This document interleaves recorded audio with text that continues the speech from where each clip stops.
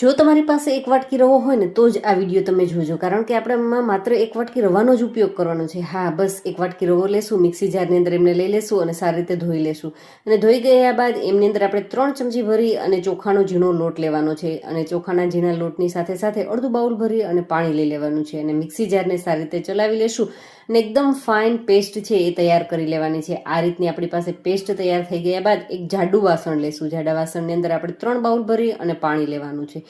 અને એ પાણીની અંદર આપણે તૈયાર કરેલી પ્યુરી છે એ લઈ લેશું અને એમની અંદર અડધી ચમચી માત્ર નિમક એડ કરવાનું છે. કન્ટિન્યુ સારી રીતે ચલાવી લેશું, મિક્સ કરી અને ત્યારબાદ જ ગેસ પર ચડાવીશું. અને ગેસ પર ચડાવ્યા બાદ બિલકુલ છોડવાનું નથી, કન્ટિન્યુ ચલાવવાનું છે.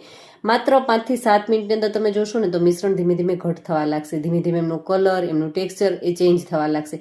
એકદમ એ આરપાર દેખાવા લાગે આ રીતનું એમનું ટેક્સચર તૈયાર થઈ ગયા બાદ ચેક કરવાનો. આ રીતે એમનો જો શેપ આવી જતો હોય તો ગેસની ફ્લેમ બંધ કરી દેશું. હળવું એવું ઠંડુ થવા દેશો એટલે મિશ્રણ વધુ અને વધુ ઘટ તૈયાર થઈ જશે. હવે સેવનો ગાંઠિયાનો જે સંચો હોય એમાં ગાંઠિયાની જારી લગાવી દેશું અને બસ આપણું ફિલિંગ છે એમની અંદર ફિલ કરી દેશું. અને ત્યારબાદ આ રીતના ગાંઠિયા પાડી લેશું. એક દિવસ તડકાની અંદર સૂકવશો એટલે સરસ મજાની સુકાય અને રવાની ફ્રેમ્સ બની અને તૈયાર થઈ જશે.